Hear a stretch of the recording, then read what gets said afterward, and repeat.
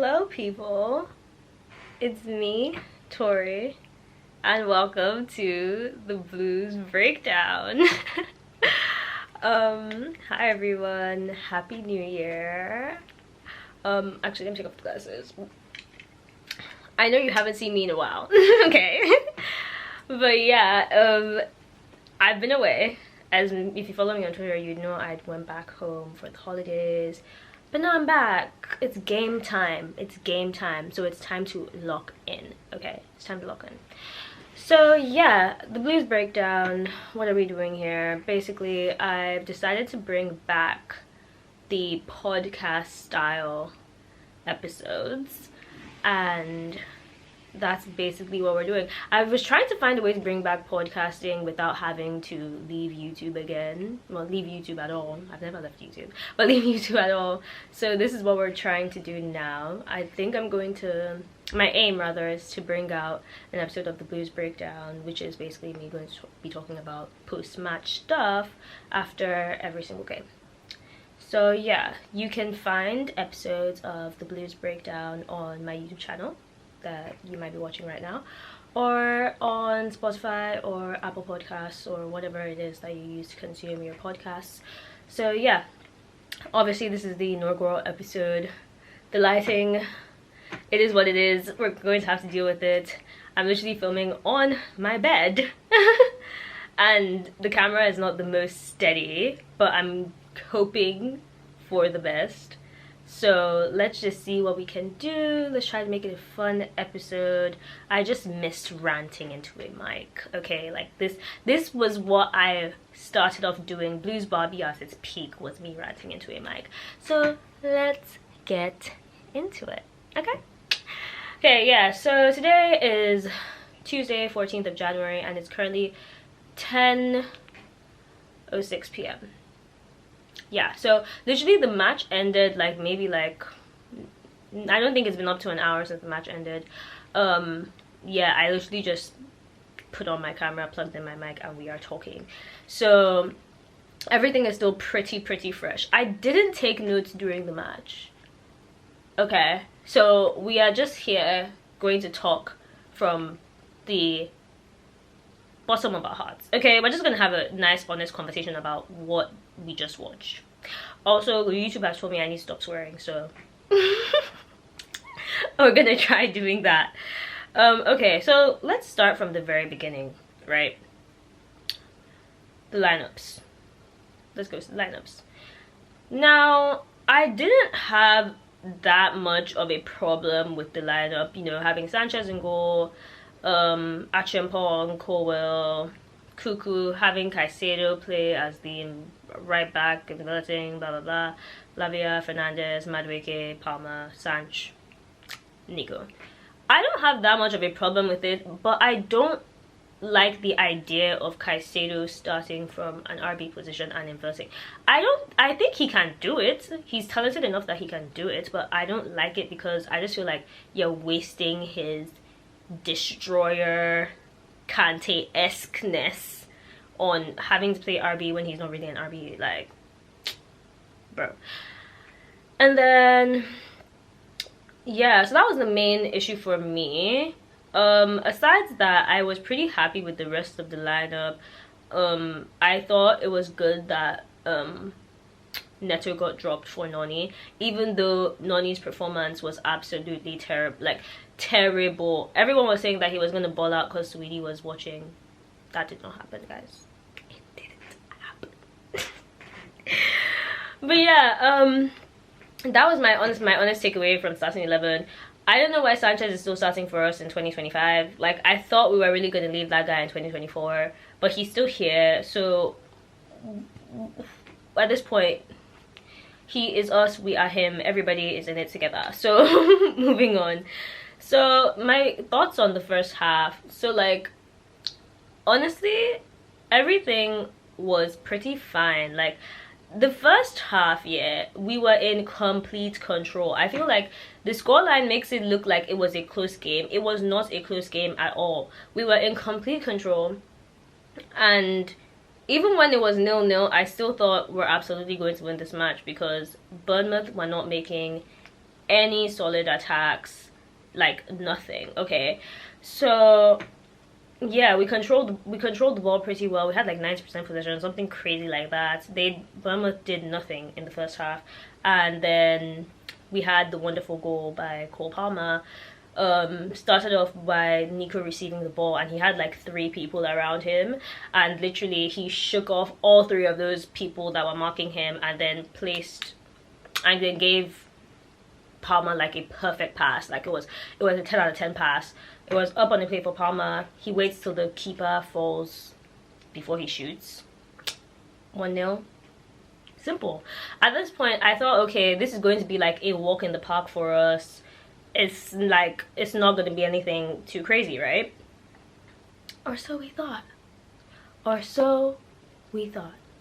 Now, I haven't been watching Chelsea a lot lately in like the last couple of weeks because, like I said, I was away, I was on holiday.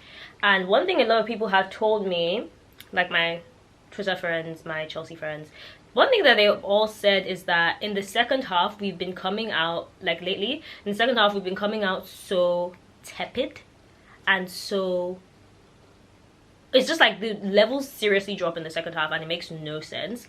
And I literally saw that today. How can we go from complete control, which in fairness, even up until the penalty we were still in control, how can we go from that to just being lackluster? Like lackluster. Honestly, in terms of the penalty, that's 1010% Caicedo's fault. He knows, can't swear, he knows very well that he should not be making that kind of challenge in the box. I know that he's young, but like he's been around the block enough to know, oh my gosh, yeah, he's even reached 100 Prem appearances. He's not a baby. He should know that he should be making that challenge. He got nothing of the ball, just literally ja the other player off the ball, and boom, it's a pen. Like, and of course, what's his name, Clivert, something like that, I don't remember his name, but like he literally, I saw his like last 5 pens all green. I was like, yeah, he's not missing, and he did not miss. So 1-1. Now all of a sudden the game that was looking super comfortable and we were looking like we're just gonna breeze through is looking a bit techie. It's starting to look techie. And then you now have the second goal. Honestly was a great goal. Like second goal from Bournemouth, it honestly was a great goal. That's why I'm not going to criticize too much, because there was nothing like Acheampong could do in that situation. Like he had no help. He just stood up and he lost the battle, and Semenyo scored. Like, it happens to the best of us, okay? And I didn't like the fact that Maresca subbed off Acheampong immediately. It was like he was frustrated and he just decided to take out his anger on Josh, because it really wasn't Josh's fault. But hey ho, that's just my opinion. Anyway, at this point I was like, yeah, we're not winning this game, so like I'm mentally checked out.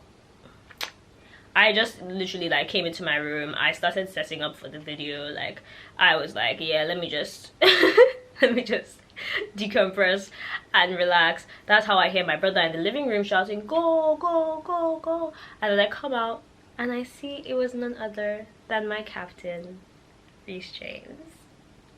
That is the one silver lining from today for me, like the fact that Reece James scored. I know so many people, you at home, yes you, so many people have been up his buttocks and it was just nice to see that he's come back into playing Prem games and he can score a fantastic free kick just like that. Like he doesn't need, he can just come on and just do what he wants to do and dip, like and that's why he's my captain, okay?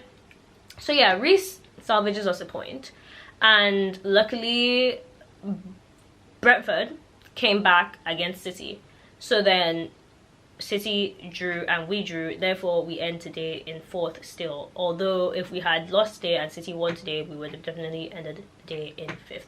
So all things considered, it's not terrible, but we are reaching a point now where we have to ask very serious questions. Like, we have 3 points from a possible 15.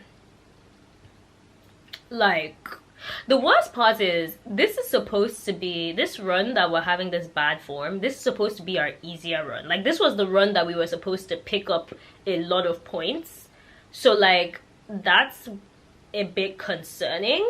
Like, we can't be dropping points in these games where we should be winning. Like, quite frankly, there's no reason to lose to Ipswich. There's no reason to draw to Fulham and all of these other men that we have been dropping points to. Like, it makes no sense, because we have been flying high all season, and in the last month it's just been this weird, I don't even know what to call it at this point, slump, I don't know, psychotic break.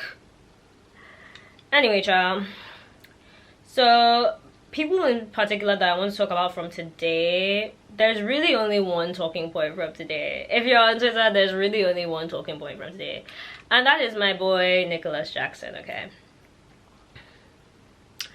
I'll be honest with you guys, I love Jackson. Like, this is not going to be a hit piece on Jackson. I love Jackson.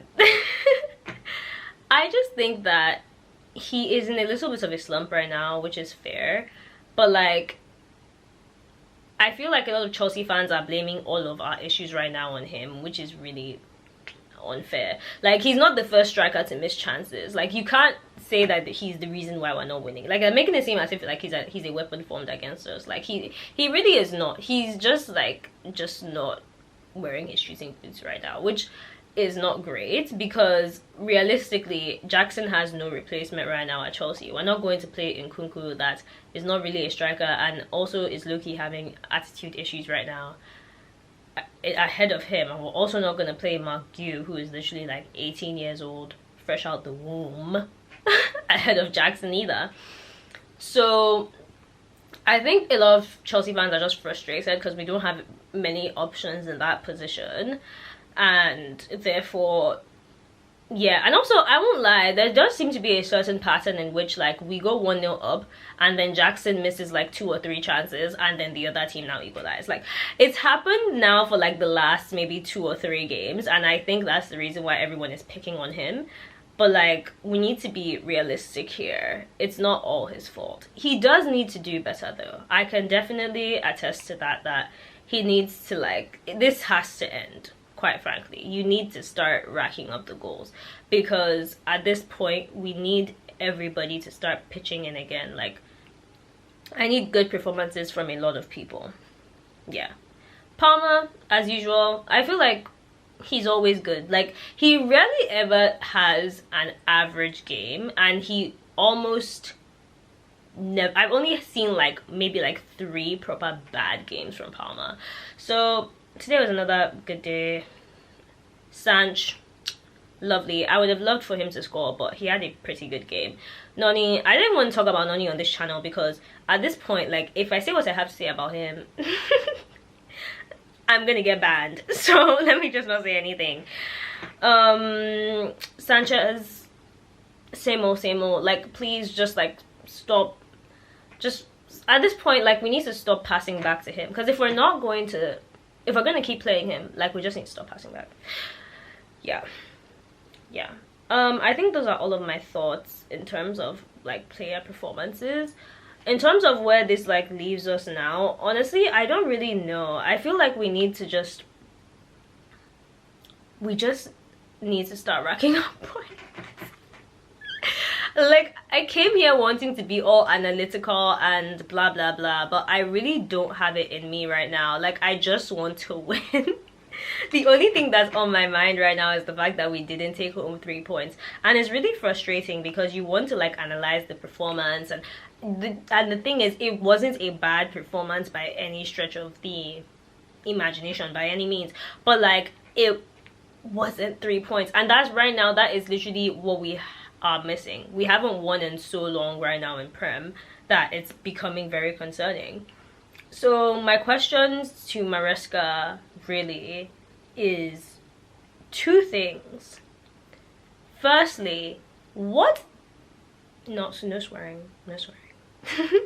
What are you saying to these men at halftime? Because literally the change between first half and second half is crazy.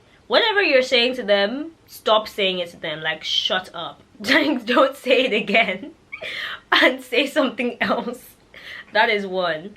And two, is it time to start considering buying another striker? Like, obviously you guys know I love Jackson. Like, I've said that a couple minutes ago, but I do think that Jackson could benefit from having another striker at the club. Like, I think that it's a case of, like, today, like, for example, today, unfortunately, Jackson is probably going to get a lot of abuse today. That does not help any striker, because they are literally like confidence players. So, like, we need to start thinking about ways that we can support him. And I'm thinking maybe, like, if we could get a striker that's a little bit older and, like, has a different sort of profile than Jackson, that could be a really good thing for us. Like, I would love a striker that was older and could hit the ball, you know? Like, I don't know, I actually have no examples right now because I need to do my research, but we need more of something like that. And also, we need to also be thinking about just strengthening different areas. Like, I personally feel like we need another CB for sure.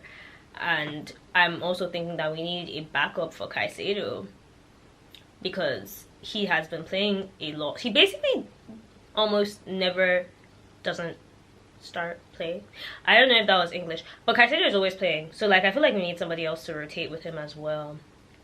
So yeah, those are my questions for Maresca, man, because I honestly don't think that you're doing anything wrong, Enzo Maresca. I really don't.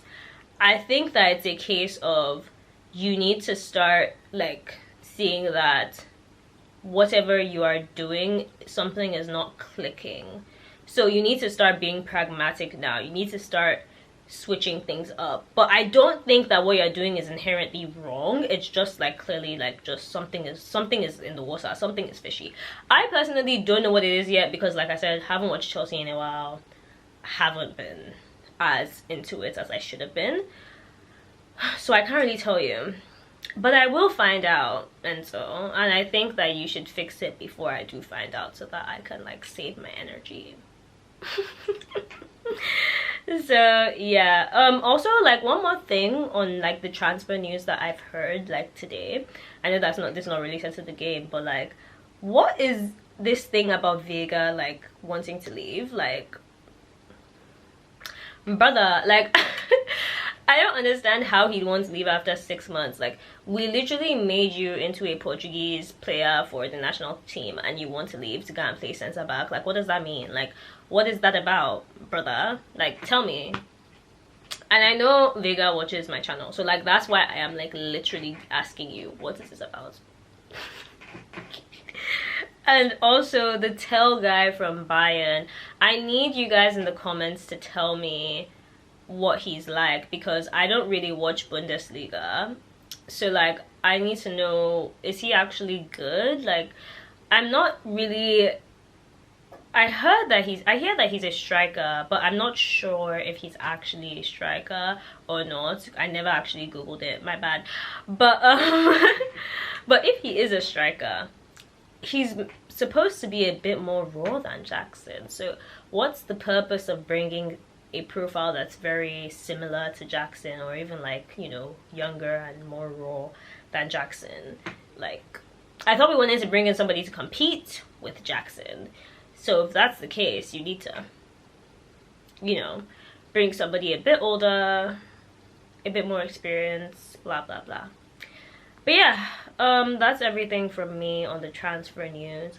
Chelsea 2, Bournemouth 2 is not good enough. It's not good enough. It is not good enough.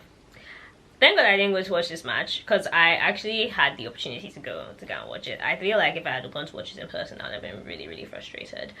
But yeah, that's the way life goes, I guess. Yeah, that's pretty much everything I want to say. I want to keep this relatively short, even though I'm looking at the time and it's not looking like it's that short. My bad. But yeah, I really hope you guys enjoy this video podcast thing. I'm going to try to sort out the lighting, sort out things a bit more, but I thought that let me just come and record something real quick. So that's what we're doing.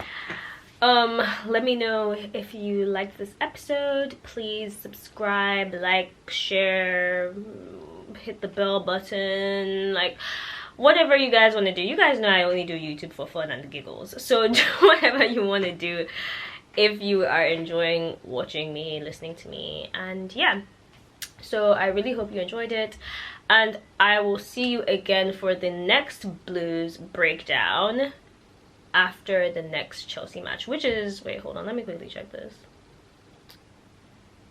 I should actually know this. Wait,